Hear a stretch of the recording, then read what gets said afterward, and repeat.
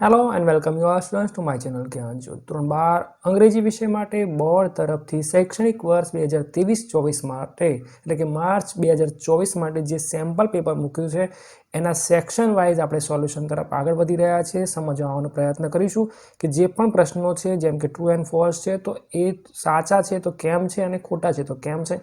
આ ઉપરાંત એના નિયરેસ્ટ મિનિંગ હશે કે લેંગ્વેજ ફંક્શન જે રિસ્પોન્સ છે કે આઈડેન્ટિફાઈંગ જે છે એ બધાને આપણે સમજવાનો પ્રયત્ન કરીશું। તો ચોક્કસ વિડીયોના અંત સુધી બને રહો। અને પીડીએફ પણ તમને ડિસ્ક્રિપ્શનમાંથી મળી રહેશે લિંક દ્વારા। આ ઉપરાંત ટેલિગ્રામ ચેનલમાં પણ એની પીડીએફ હશે। તો જોઈએ શું છે Gujarat secondary and higher secondary education board Gandhinagar દ્વારા સ્ટાન્ડર્ડ 12 ઇંગ્લિશ માટે એન્યુઅલ એક્ઝામનું સેમ્પલ પેપર આપણને મળ્યું છે। આપણને ખબર છે સબ્જેક્ટ ઇંગ્લિશ અને સેકન્ડ લેંગ્વેજ 013 જનરલ સ્ટ્રીમની વાત કરી રહ્યા છે। 100 માર્ક્સ અને 3 કલાક। આ સમય ખાસ ધ્યાન રાખવાનો છે। સમય એટલા માટે હું તમને કહી રહ્યો છું કે આપણે એનું મેનેજમેન્ટ કરવું પડશે। આપણા પેપરમાં 100 માર્ક્સ છે અને લગભગ આપણે સમજીએ કે 180 મિનિટ છે તો આપણે એનું પણ એ રીતે મેનેજમેન્ટ કરવું પડશે કે જેથી પ્રશ્નપત્ર પૂરેપૂરું લખાય અને મહત્તમ ગુણ પણ મેળવી શકાય। તો સેક્શન એ 18 માર્ક્સનો પ્રશ્ન છે। આ સેક્શન એ જે વિભાગ છે 18 માર્ક્સનો છે તો મારા મતે 18 દુ 36 એટલે લગભગ 30 મિનિટનું આ સેક્શન છે। કારણ કે 36 કારણ કે આ બહુ જ ઓબ્જેક્ટિવ છે એટલે ખૂબ જ શોર્ટમાં પતે એવા છે। તો એ પણ આપણે ધ્યાન રાખવું પડશે કે આપણે દરેક સેક્શનને લિમિટેડ ટાઈમ આપીશું, મેનેજ કરીશું। 18 માર્ક્સ છે। પ્રશ્ન શું છે? Write whether the sentences are true or false. અહીંયા આપણે લખવાનું છે કે વાક્ય સાચું છે કે ખોટું છે। પણ આ ઉપરાંત વાક્ય લખવું પણ ઘણીવાર એવું કહેવામાં આવે છે કે કમ્પલસરી છે એટલે કે writing of the sentence is compulsory અને પછી ટ્રુ એન્ડ ફોલ્સ લખવાનું છે। એટલે આપણે પ્રયત્ન કરીશું કે આપણે વાક્ય લખીને જ જવાબ લખીએ, ડાયરેક્ટ ટ્રુ એન્ડ ફોલ્સ નહીં લખીએ। વાક્યને સમજીએ। સજનર જે છે Sojourner Truth believes that woman have the strength to deal with any type of problem. બરાબર। સજનર ટ્રુથ જેને બહુ જ સમસ્યાઓ હતી અને છતાંય એને પછી એ જે ઓરેટર બની અને એને સમસ્યાઓમાંથી બહાર નીકળી અને છેલ્લે કદાચ આપણને યાદ હોય તો ઈસુ ખ્રિસ્તવાળો જે મુદ્દો છે, જે ટોપિકમાં એ કહે છે કે સ્ત્રીઓ જો બધી ભેગી મળે, જેમ સ્ત્રીઓને એક સ્ત્રીના દ્વારા ઈસુ ખ્રિસ્તનો જન્મ થયો છે એ જ રીતે બધી સ્ત્રીઓ ભેગી થઈને આ પૃથ્વીને સીધી કરી શકે તે ઉલટી કરી શકે છે। એટલે સીધી સરળ વાત એમ કહી શકાય કે એ બધા જ પ્રોબ્લેમને સોલ્વ કરી શકે છે। બરાબર છે। તો આ બિલકુલ આ એક ટ્રુ સેન્ટેન્સ છે। સેન્ટેન્સ નંબર 2 શું કહે છે? The customer should turn on લખ્યું છે grudge.exe એન્ડ resentment.com। અણગમો અને ધિક્કારની લાગણીઓ છે અથવા ખરાબ લાગણીઓ, નેગેટિવ ઇમોશન્સની વાત કરી છે। ટુ ઇન્સ્ટોલ લવ, લવ જે છે LOVE કેપિટલ હોવું જોઈએ। તો લવ પ્રોપરલી ફોલ્સ સેન્ટેન્સ છે। કેમ ફોલ્સ છે? કારણ કે અહીંયા આવે ઓફ। બરાબર છે। ટર્ન ઓફ કરવાનું છે grudge.exe અને resentment.com ને આપણે ઓફ કરવાનું છે। એટલે નાના નાના આવા વિરુદ્ધાર્થી શબ્દોના દ્વારા આપણા જવાબો ખોટા ન પડે એની પૂરતી તકેદારી રાખીશું। અને આ સમજવાનું છે, આ પેપર બોર્ડમાં નથી પૂછાઈ ગયું એટલે કે આ પ્રકારના પ્રશ્નોને આપણે ખાસ કરીને જે ફોલ્સ સેન્ટેન્સ છે એને સમજવા પડશે કે આનું ટ્રુ શું છે।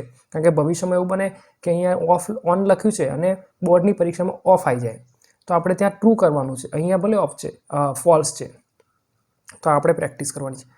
3 નંબરનું સેન્ટેન્સ વેન વી બ્રીથ, આપણે જ્યારે શ્વાસ લઈએ છીએ there is a microscopic movement of the cranial bones. બરાબર છે। જે ખોપડીના હાડકાં છે એમાં ખૂબ જ સૂક્ષ્મથી સૂક્ષ્મ મુવમેન્ટ થાય છે। બિલકુલ આ ટ્રુ સેન્ટેન્સ છે। આગળ Sergeant Morris put a spell on the paw. બરાબર। મંકીઝ પો યાદ રાખીશું। મારા મતે લગભગ તમામ વિદ્યાર્થીઓના ફેવરેટ છે કારણ કે સરળ છે અને મજા આવે એવું પાઠ છે। સર્જન્ટ મોરિસમાં જે છે એને શું કર્યું છે કે put a spell on the પો, જે મંકીઝ પો છે એના પર જાદુ ટોણા કોને કર્યા છે? સર્જન્ટ મોરિસ। બિલકુલ આ ખોટું વાક્ય છે। તો કોણે કર્યું છે ભાઈ? An old fakir put a spell on the monkey's paw. બરાબર છે। આ થોડું ધ્યાન રાખીશું। ત્યારબાદ આગળ વધતા આપણે નિયરેસ્ટ મિનિંગ જોઈએ। અહીંયા પણ લખ્યું છે find and write the nearest meaning. Nearest meaning એટલે એક રીતે હું તમને કહું સમાનાર્થી શબ્દો। બરાબર છે। ખૂબ જ નજીકનો મતલબ થવો જોઈએ। 3 માર્ક્સ છે આના। એકનોલેજ્ડનો મતલબ થાય છે પ્રસિદ્ધ, વેલ નોન, નોટોરિયસ એટલે કુખ્યાત, રિજેક્ટેડ તો આપણને ખબર, અને નોલેજેબલ એટલે જ્ઞાની માણસની વાત। વિગ્રસ ઉત્સાહી છે અને અહીંયા એના માટે ટફ શબ્દ છે। બરાબર છે।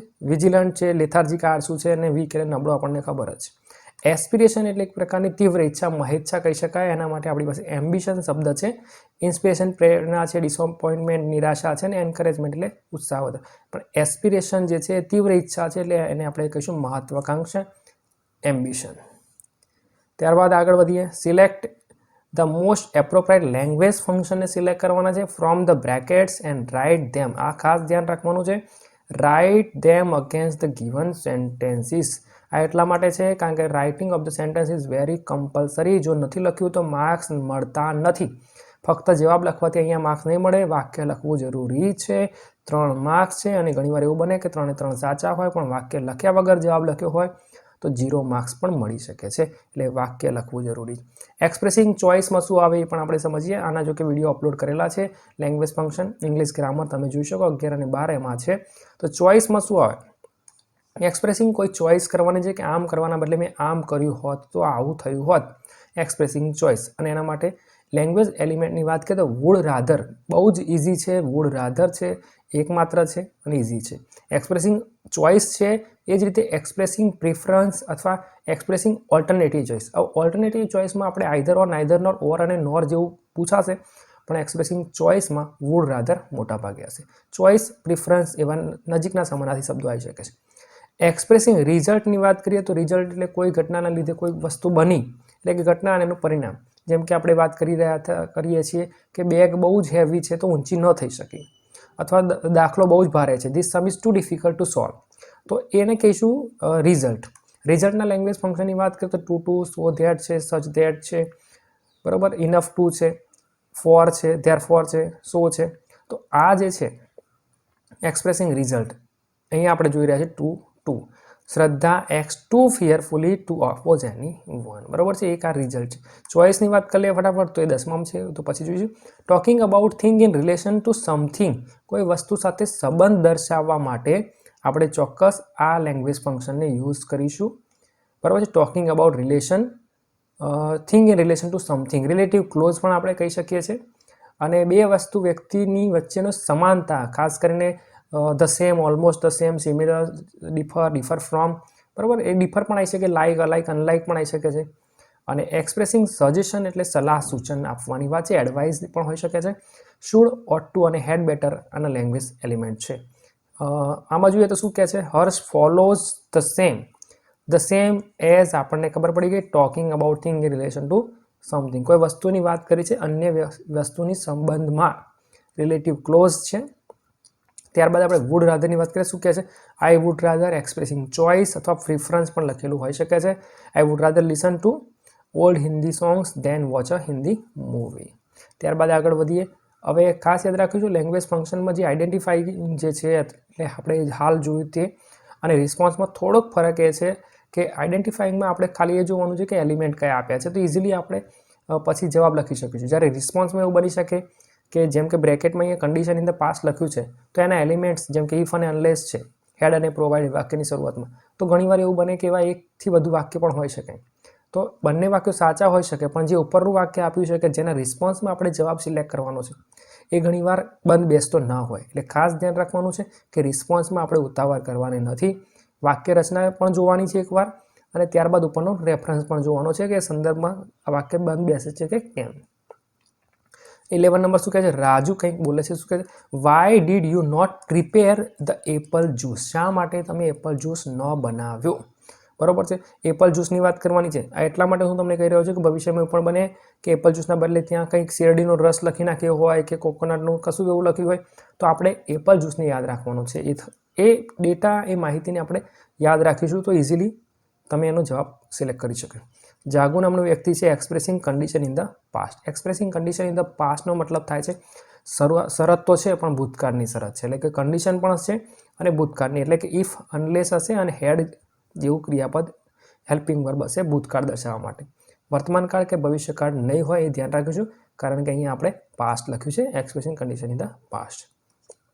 આ 1 નંબર શું કહે છે? I could not prepare juice because, અહીંયા કારણ દર્શાવે છે. એક્સપ્રેશન શોઈંગ રીઝન છે, આપણે તો કન્ડિશન જોવાની છે એટલે અહીંયા એ ખોટું છે. બીજું જોઈએ શું કહે છે? ઇફ યુ હેડ બ્રોટ, બરાબર છે, હેડ એ લખ્યું છે અને આ પણ ખાસ ધ્યાન રાખીશું કારણ કે હેડ પછી past participle of the verb આવશે, એટલે કે if you had brought apples yesterday I would have prepared the juice for you. બિલકુલ આ કરેક્ટ સેન્ટેન્સ છે. તો આમાં શું ભૂલ છે જોઈએ. અનલેસ યુ ફોરગેટ, બરાબર, વર્તમાનકાળ દર્શાવે છે, આપણે તો કન્ડિશન ઇન ધ પાસ્ટ જોવાનું છે. અનલેસ યુ ફોરગેટ, ઓકે, તો આ પણ આપણી રીતે ખોટું છે. અને bring the Apple first otherwise નહીંતર એક પ્રકારે શરત તો છે પણ શું છે કે વર્તમાન કાળ બતાવે છે અહીંયા તો બરોબર છે. કેન નોટ પણ દેખાઈ રહ્યું છે એટલે આપણે આ બંને ખોટું પડશે. ત્યારબાદ આગળ વધીએ. 12 નંબરનું સેન્ટેન્સ શું કહે છે? જયું હાઉ ઇઝ યોર સ્માર્ટફોન. આ સ્માર્ટફોન વખતે પણ આપણે ખાસ ધ્યાન રાખવાનું છે. કિશોરનો શું જવાબ છે? કમ્પેરિંગ છે, તુલના કરવાની છે. તુલના માટેના લેંગ્વેજ ફંક્શનની વાત કરીએ તો આપણને ખબર છે ડિગ્રીઝ છે. પોઝિટિવ હોય, કમ્પેરેટિવ અને સુપરલેટિવ ડિગ્રી. પોઝિટિવમાં આપણને ખબર છે સો, એઝ, વેરી, ફ્યુ વાળું, એની અધરવાળું પાછળ. પછી કમ્પેરિંગમાં ખાસ ડબલ કમ્પેરિઝન પણ યાદ રાખવાનું, ધમોર વાળું અને ER વાળું. અને સુપરલેટિવની વાત કરીએ તો one of the best, one of the smartest વાળું છે. બરોબર છે, બેસ્ટ ને એ બધું. તો 1 નંબર જોઈએ, it is better than any other smartphones. બરાબર, આમાં થોડુંક ધ્યાન રાખવાનું છે. એની અધર સ્માર્ટફોન જે છે એમાં એસ લાગી ગયો છે ભૂલથી, અથવા ભૂલથી એટલે એ ખોટું થઈ જશે. એની અધર સ્માર્ટફોન, એની પછી સિંગ્યુલર આવે, any other smartphone. Very few phones are as slim આવે, as slim as I have, એટલે આ પણ ખોટું છે. It is really slim and impressive. આમાં ક્યાંય લેંગ્વેજ ફંક્શન એટલે કે એના એલિમેન્ટ દેખાતા નથી. It is really slim and impressive એક રીતે સમજીએ તો ડિસ્ક્રાઇબિંગ થિંગ છે, કોઈ વસ્તુનું વર્ણન કર્યું છે એટલે આપણા માટે છે. અહીંયા જોઈએ ઇટ ઇઝ સ્લિમર છે એટલે ER વાળું છે એટલે કમ્પેરી છે. ધેન એની અધર ફોન, સિંગ્યુલર પણ આપેલું છે પણ અહીંયા એની અધર સ્માર્ટફોન લખ્યું હોય તો થોડું વ્યવસ્થિત લાગે, પણ બરોબર છે. આપણો જવાબ છે ડી. ત્યારબાદ આગળ વધીએ. 13 લીઝા મિસ્ટર મહેતાસ ટેમ્પરામેન્ટ, એનો જે સ્વભાવ છે ઇઝ ક્વાઇટ હોટ, બહુ ગરમ સ્વભાવ છે. ટુ ડીલ વિથ, આપણે એની સાથે કામ કરવું હોય તો કુટુંબમાં એનો સ્વભાવ થોડો ગરમ હશે, ગરમ મિજાજ છે. ડોન્ટ યુ થિંક સો, શું તમને એવું નથી લાગતું? તો મૈત્રીનો શું જવાબ છે? Indicating contrast. કોન્ટ્રાસ્ટનો મતલબ શું? કોન્ટ્રાસ્ટ એટલે વિરોધ દર્શાવવો. વિરોધ એટલે શું? જેમ કે તમે ખૂબ જ મહેનત કરો છતાં નપાસ થાવ તો એને કહીશું કોન્ટ્રાસ્ટ. બરોબર છે, ના હોવા છતાં પણ. યેટ, ધો, ઓલ્ધો, ઇવન ઇફ છે, સ્ટીલ છે, આ બધા શબ્દો જે બતાવે છે, ઇન્સ્પાઇટ છે, ડેસ્પાઇટ ઓફ છે, આવા શબ્દો જોઈએ. તો એમાં શું કહે છે? I think you are wrong in your opinion. હવે અહીંયા કોઈ લેંગ્વેજ એલિમેન્ટ પણ નથી. બરોબર છે, વાક્ય ઉપરનો રિસ્પોન્સ તો છે પણ આપણું જે કોન્ટ્રાસ્ટ છે દેખાતું નથી. His temperament is too hot to deal. હમણાં જ આપણે જોયું હતું કે ટુ એ શેમાં આવશે? શોઈંગ ઓર એક્સપ્રેસિંગ રિઝલ્ટમાં આવશે, એટલે અહીંયા ખોટું છે. However hot his temperature is, ગમે તેટલો એનો સ્વભાવ ગરમ હોય કે છે. He is noble at heart, બરાબર, હૃદયમાં એક ખૂબ જ સારા માણસ છે, પવિત્ર માણસ છે, નોબલ છે. તો આ જવાબ પરફેક્ટ છે. હવે ડીમાં શું ભૂલ છે એ જોઈ લઈએ. In spite of his hot temperature, આ હોટ જે લખ્યું છે ને એ અહીંયા આવવું જોઈએ. In spite of his hot temperament he is soft at heart, બરોબર છે. એટલે અહીંયા ફક્ત આ જે હોટ એટલે કે એક્ઝેક્ટિવ લખ્યું છે એ થોડુંક હિઝ હોટ ટેમ્પરેચર એ રીતે આવવું જોઈએ. એનું સ્થાન આટલા બદલી થઈ ગયું છે, થોડું દૂર જતું રહ્યું છે એટલે એ સમજી ગયા તમે, તો એ રીતે ખોટું છે. 14 શું કહે છે? તારક હાઉ સ્ટ્રેન્જલી નટુ કાકા બિહેવ્સ. જેઠાલાલ શું કહે છે? Making supposition. મેકિંગ સપોઝિશન એટલે કોઈ વ્યક્તિ કોઈ અન્ય વ્યક્તિ નથી પણ જાણે કે એવું હોય, ઉત્પ્રેક્ષ અલંકારના રૂપમાં સમજીએ કે જાણે કે એવું હોય એવું વર્તન કરતો હોય ત્યારે આપણે એને કહીશું મેકિંગ સપોઝિશન. એટલે તમને ખબર છે 9-10માં ગણિતમાં ધારો કે A = B, સપોઝ બહુ ભણ્યા હશે તો એ જ છે આ સપોઝિશન. તો આપણે ધારી લેવાનું છે. તો એ શું કહે છે? હી બિહેવ, અને હા એના એલિમેન્ટ શું છે?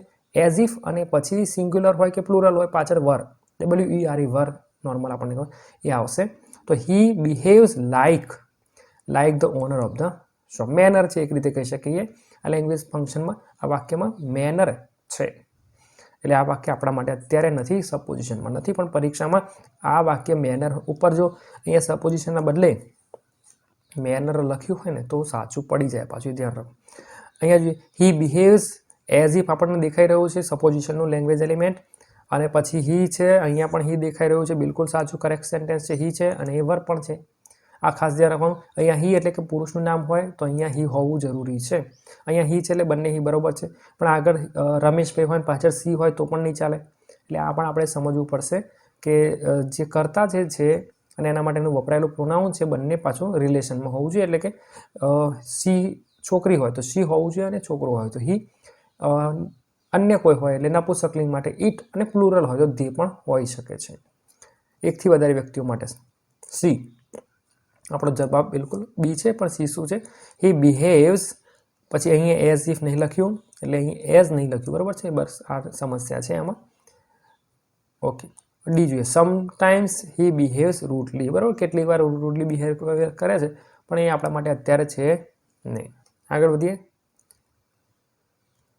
Select the most appropriate questions આપણે સિલેક્ટ કરવાના છે. સૌથી શ્રેષ્ઠ પ્રશ્ન પસંદ કરવાના છે to get the underline words phrases as that answer. Answers આપણે જે અંડરલાઇન કરેલા વર્ડ્સ છે એ જવાબ બને એવા પ્રશ્નો સિલેક્ટ કરવાના છે. અને આમાં થોડુંક ધ્યાન એ રાખવાનું કે જે શબ્દોની જે અંડરલાઇન કરેલી છે એ આપણા જવાબમાં પહેલાં તો ન હોવા જોઈએ. આ એક ખૂબ જ મહત્વની. બીજી વસ્તુ કે ટેન્સ મેચ થવો જોઈએ. પ્રશ્ન જે ટેન્સમાં હોય, જવાબ પણ એ ટેન્સમાં હોવો જોઈએ. આ ખાસ ધ્યાન રાખવાનું. WH વર્ડ્સને આપણે ખાસ ધ્યાનમાં રાખીશું. અને છેલ્લે ક્વેશ્ચન માર્ક પણ જોઈશું, કારણ કે ઘણીવાર એવું બને કે ક્વેશ્ચન માર્કના બદલે એક્સક્લેમેશન કે ફૂલ સ્ટોપ આવ્યું હોય ને આપણે સિલેક્ટ કરીને આવી દઈએ, તો આ પણ ધ્યાન રાખવાનું છે. પ્રશ્ન ત્યારે જ કહેવાય જ્યારે એમાં ક્વેશ્ચન માર્ક પણ હોય. 15 number, you should think twice. Twice એટલે 2 વાર. તમારે 2 વાર વિચારવું જોઈએ. 2 વાર એટલે કેટલી વાર વિચારવું જોઈએ? ઇઝી છે. આપણે આવું સમજવાનું કે 2 વાર લખ્યું છે તો એનો મારે પ્રશ્ન કઈ રીતે બનાવવો પડે. તો કેટલી વાર વિચારવું? કેટલી વાર માટે આપણે હાઉ ઓફન છે, બરાબર છે? તો અહીંયા જોઈએ બિફોર યુ સ્પીક. વેન એટલે ક્યારે, સમય માટે વપરાયું હોય. સવાર, સાંજ, બપોરથી લઈને કોઈ ટાઈમ આપ્યો હોય, કોઈ એવો સમય હોય, તારીખ હોય, વર્ષ હોય, બરાબર છે? જ્યારે ત્યારે વાળું આવે ત્યારે વેન આવશે. હાઉ ઓફન એટલે કેટલી વાર. Should you think before you speak, બરાબર છે? હાઉ ઓફન શુડ યુ થિંકના બદલે મારા મતે આઈ હતું, થોડું વ્યવસ્થિત લાગે. How often should I think before I speak, કારણ કે યુ નોર્મલ છે કે you should think twice before you speak. તો આનો જવાબ નોર્મલ આવો છે કે જેમ કે વોટ ઇઝ યોર નેમ, તો પછી માય નેમ આવે. માય નેમ ઇઝ, બરાબર છે? તો આ રીતે જોકે વાક્ય બરાબર જ છે, પણ આપણે ઓકે આગળ વધી. સેક્શન ઓકે સી જોઈએ. How should you think before you speak, બરાબર છે? હાઉ શુડ જે છે એ આપણને ખબર છે કે અહીંયા તો ટ્વાઇસ છે એટલે કેટલી વાર. અહીંયા આપણે હાઉ એટલે કેવી રીતે, બરાબર છે? એનું અહીંયા ક્યાંય આપ્યું નથી. What should you I do, શું લખ્યું છે આ બધું ભૂલ. ઓકે, તો આવું કશું આવે નહીં. વોટ શુડ એટલે શું કરવું જોઈએ. આગળ વધીએ. 16 નંબર, ક્રેમિંગ આન્સર એટલે જવાબોની ગોખણ પટ્ટી will not lead you to success, એ તમને સફળતા નહીં અપાવી શકે. ક્રેમિંગ આન્સર એટલે જવાબોની ગોખણ પટ્ટી will not lead you to success, એટલે કે તમને સફળતા નહીં અપાવી શકે. શું સફળતા નહીં અપાવી શકે? તો જવાબોની ગોખણ પટ્ટી. શું જવાબ તમને સફળતા નહીં અપાવી શકે? શું નો મતલબ થાય વોટ. વોટ કેટલી જગ્યાએ દેખાય છે? 2, બરાબર છે? એના સિવાયના ખોટા છે. ક્રેમિંગ આન્સર પણ અહીંયા લખ્યું છે એટલે એના રીતે પણ આ ખોટું પડશે. અને what will not lead you to success, તો આવશે જવાબ ક્રેમિંગ આન્સર. હવે what will lead you to, અહીંયા નોટ ખાસ ધ્યાન રાખવાનું. જો અહીંયા નોટ આપ્યું છે ને એટલે અહીંયા નોટ પણ છે, એ પણ ધ્યાન રાખીશું. બાકી આ એ અને સીમાં લગભગ બંને જવાબ સેમ જ છે, પણ અહીંયા will not lead you to success, તો what will not lead you to success એ ધ્યાન રાખીશું. એટલે કે નોટ ન હોવાના કારણે સી ખોટું છે. 17 નંબર શું કહે છે? C reads the times of India, બરાબર? વાંચે છે ભાઈ ટાઈમ્સ ઓફ ઇન્ડિયા રેગ્યુલરલી, નિયમિતપણે વાંચે છે. શાના માટે વાંચે છે? ટુ એનરીચ હર વોક્યુબ્યુલરી. એની જે વોક્યુબ્યુલરી છે, શબ્દ ભંડોળને એનરીચ કરવા માટે, સમૃદ્ધ કરવા માટે વાંચે છે. શા માટે વાંચે છે? ટુ એનરીચ હર વોક્યુબ્યુલરી. શા માટે વાંચે છે? એનું ઇંગ્લિશ થશે વાય. વાય શોધીએ ક્યાં દેખાય છે? અહીંયા હુ છે, હાઉ ડઝ છે, વોટ ડઝ છે અને વાય ડઝ છે. હુ રીડ્સનો જવાબ આપણને ખબર છે, સી આવે. હાઉ ડઝ કેવી રીતે વાંચે છે? તો એ આવશે રેગ્યુલરલી વાંચે છે. વોટ ડઝ સી રીડ, એ શું વાંચે છે? તો એનો જવાબ છે ટાઈમ્સ ઓફ ઇન્ડિયા વાંચે છે ભાઈ, એ ટાઈમ્સ ઓફ ઇન્ડિયા વાંચે છે. અને ડી આપણો જવાબ શું કહે છે? Why does. શા માટે વાંચે છે? તો ટુ એનરીચ હર વોક્યુબ્યુલરી, બરાબર છે? એ બિલકુલ આપણો જવાબ છે. ત્યારબાદ 18 નંબર શું કહે છે જોઈએ. Owing to her brilliant result, એના સારા પરિણામના કારણોસર ને લીધે, બરાબર? ને લીધે તો શા માટે? ઓવિંગ ટુ ને લીધે, સારા પરિણામને લીધે. She will be selected in the company, કંપનીમાં એનું સિલેક્શન થઈ જશે, એનું પરિણામ ખૂબ જ સારું હોવાના લીધે. તો શાના લીધે, શા કારણે, શા કારણેનું ઇંગ્લિશ આપણે કરીશું why. What will be her result, બરાબર છે? એનું પરિણામ શું આવશે? તો નોકરી મળશે. એટલે આ જવાબ આપણામાં મેર નથી આવતો. How will C be selected in the company, કેવી રીતે સિલેક્શન કરવામાં આવશે, તો એનો કોઈ જવાબ અહીંયા મળતો નથી. Why will C be selected in the company, શા માટે, કારણ કે એનું પરિણામ સારું છે, બરાબર. એક ક્રાઇટેરિયા છે. શા માટે, તો ક્રાઇટેરિયા છે કે એનું રિઝલ્ટ સારું છે owing to her previous result. અને હુ વિલ બી સિલેક્ટેડ, તો એનો જવાબ આવશે સી. હુનો જવાબ છે, મોટાભાગે આપણને ખબર નામ આવશે, સી છે અહીંયા. સેક્શન બીના પણ સોલ્યુશનને આપણે પ્રયત્ન કરીશું. ચોક્કસ આ વિડીયો ગમ્યો હોય તો એને લાઇક, શેર અને સબસ્ક્રાઇબ કરશો. સેક્શન બી પણ જલ્દી આપણે મૂકવાનો પ્રયત્ન કરીશું. તો ચોક્કસ કોઈ પણ ભૂલ હોય તો કોમેન્ટ કરીને જણાવશો. Thank you and best of luck.